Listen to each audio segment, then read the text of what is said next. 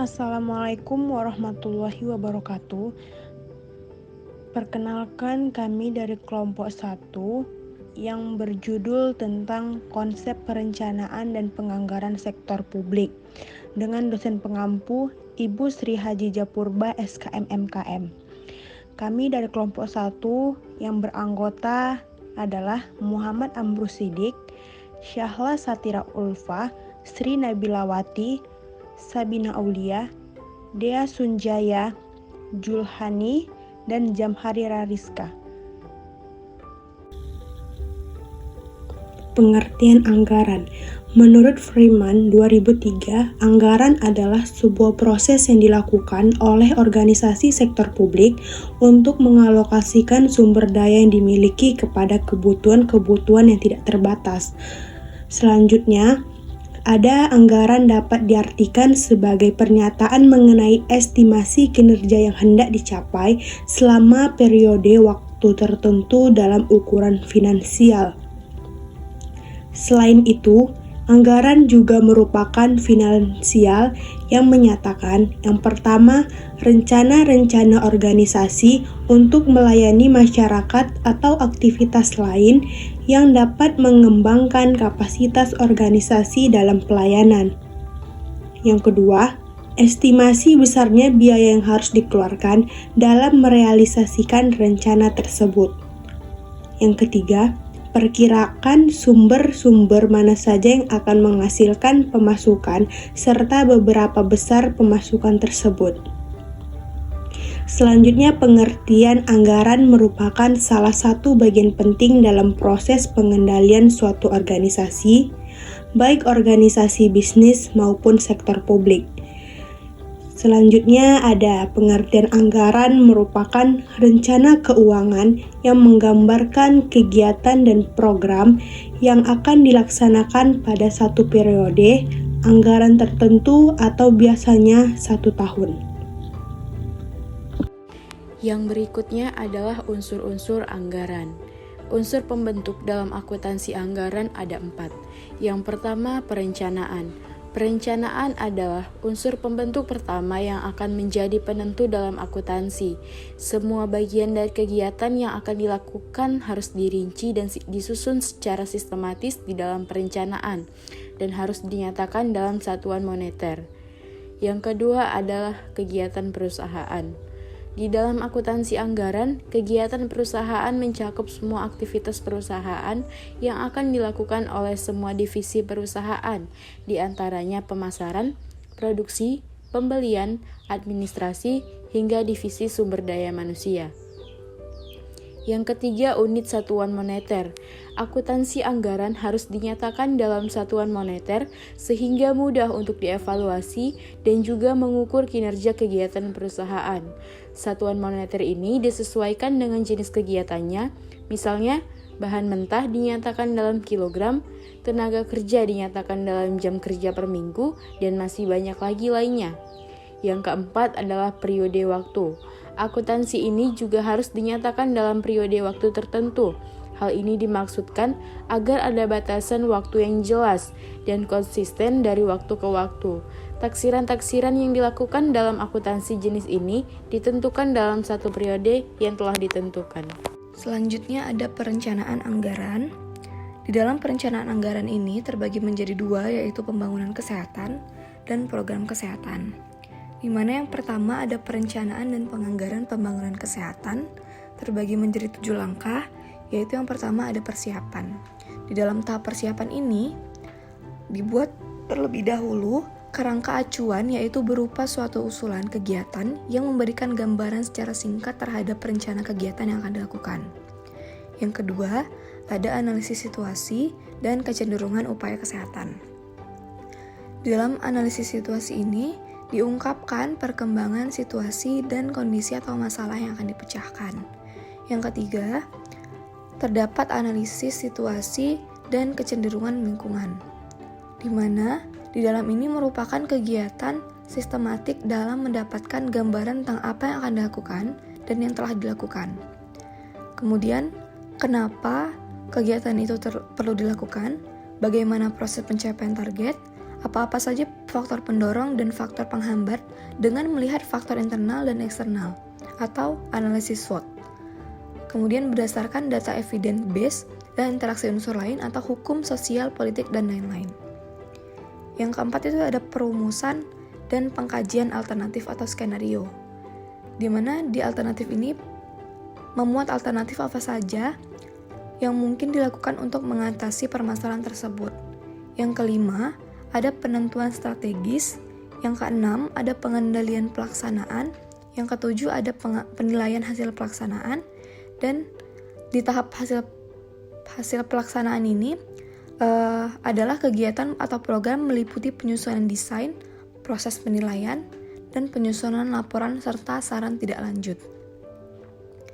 Nah, 7 langkah tadi itu terdapat di dalam kerangka yang ada dari Menteri Kesehatan Republik Indonesia ini. Kemudian yang kedua itu ada perencanaan dan penganggaran program kesehatan.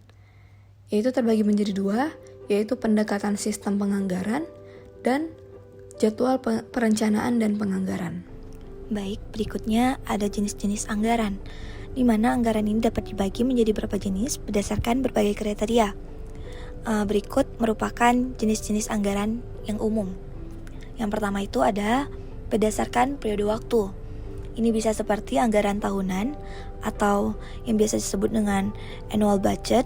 Yang kedua ada anggaran jangka pendek yang biasa disebut dengan short term budget.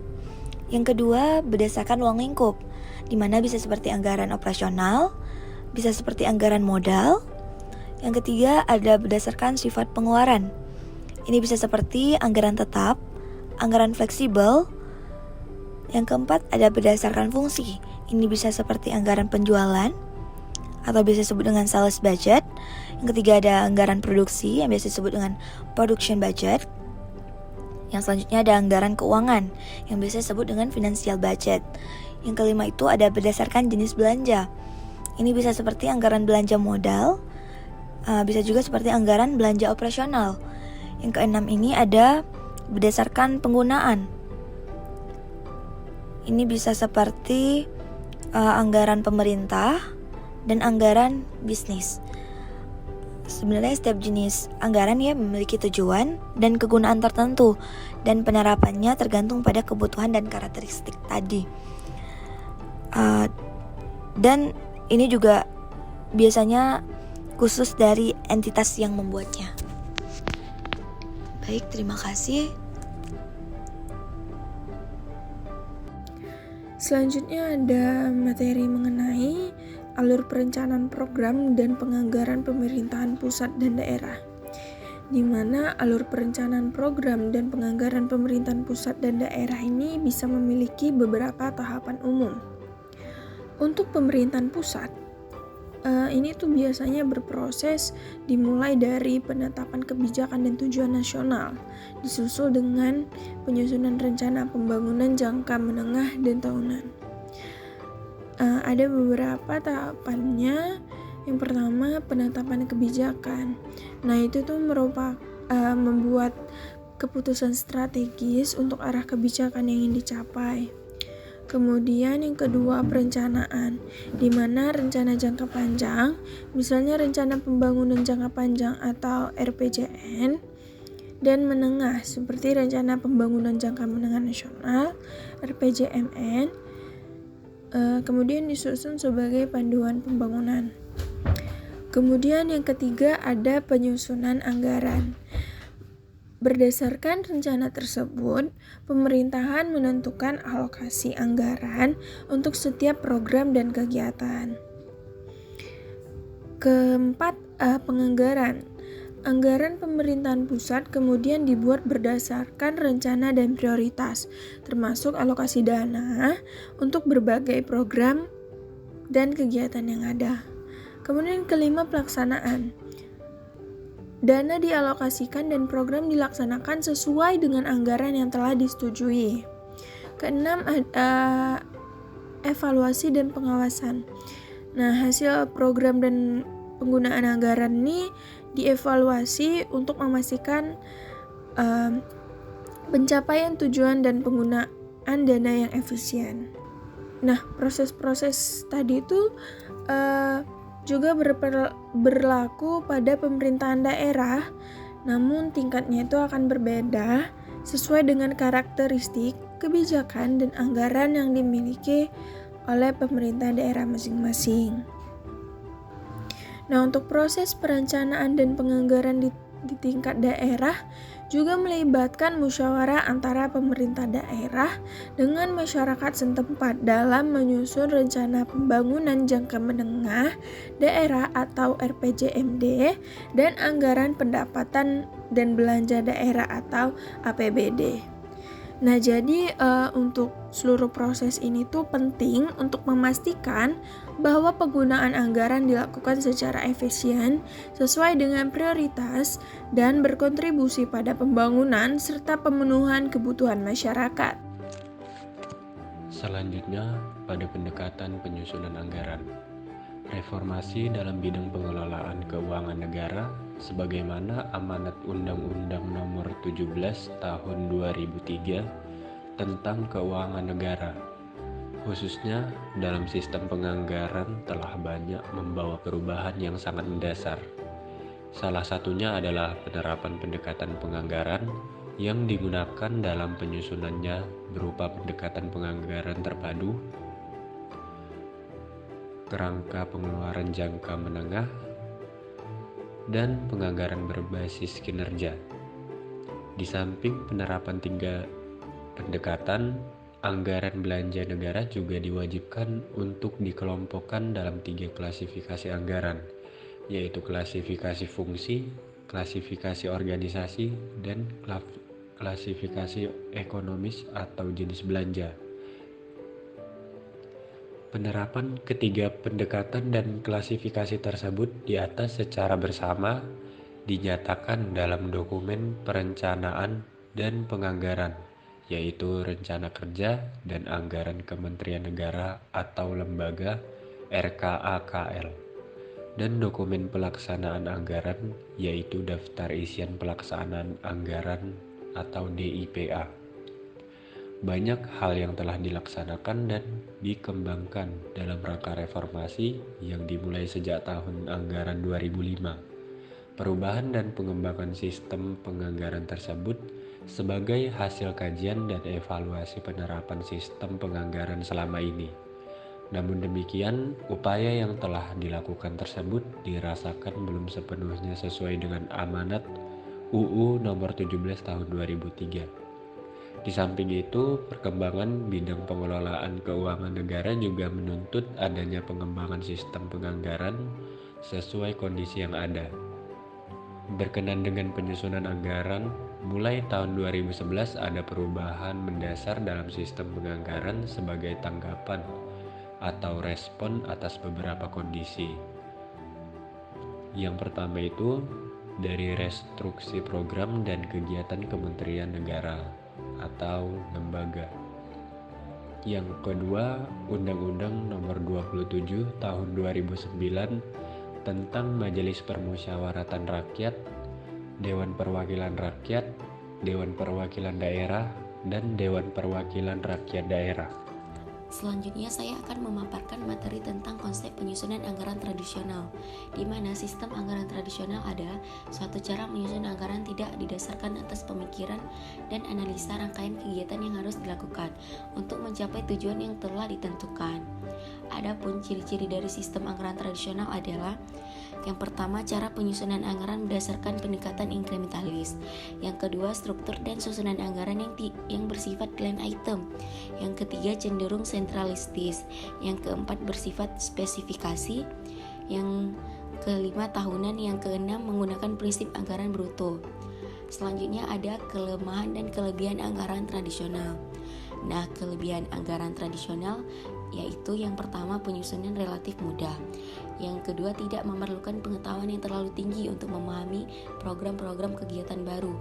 Yang ketiga, dengan menggunakan cara penyusunan ini, maka wilayah perselisihan menjadi disempit sehingga dapat mengurangi kemungkinan terjadi konflik antar unit-unit yang berkepentingan terhadap anggaran. Nah, kelemahan anggaran tradisional adalah yang pertama, hubungan yang tidak memadai antara anggaran tahunan dengan rencana pembangunan yang jangka panjang. Yang kedua, pendekatan inkremental menyebabkan sejumlah besar pengeluaran tidak pernah diteliti secara menyeluruh dan efektivitasnya. Yang ketiga, lebih berorientasi pada input daripada output. Yang keempat, sekat-sekat antar departemen yang kaku membuat tujuan nasional secara keseluruhan sulit dicapai. Yang kelima, proses anggaran terpisah untuk pengeluaran rutin dan pengeluaran modal. Yang keenam, anggaran tradisional bersifat tahunan. Yang ketujuh, sentralisasi penyiapan anggaran ditambah dengan informasi yang tidak memadai menyebabkan lemahnya perencanaan anggaran. Yang ke-8, persetujuan anggaran yang terlambat. Yang ke-9, aliran informasi yang tidak memadai yang menjadi dasar mekanisme pengendalian rutin. Nah, sekian pemaparan materi dari saya kembalikan kepada moderator. Selanjutnya ada kesimpulan. Anggaran adalah sebuah proses yang dilakukan oleh organisasi sektor publik untuk mengalokasikan sumber daya yang dimilikinya kepada kebutuhan-kebutuhan yang tidak terbatas, yang memiliki unsur-unsur penganggaran yaitu perencanaan, periode waktu, kegiatan perusahaan, dan unit satuan moneter. Dalam penganggaran juga ada perencanaan penganggaran pembangunan kesehatan pada program kesehatan.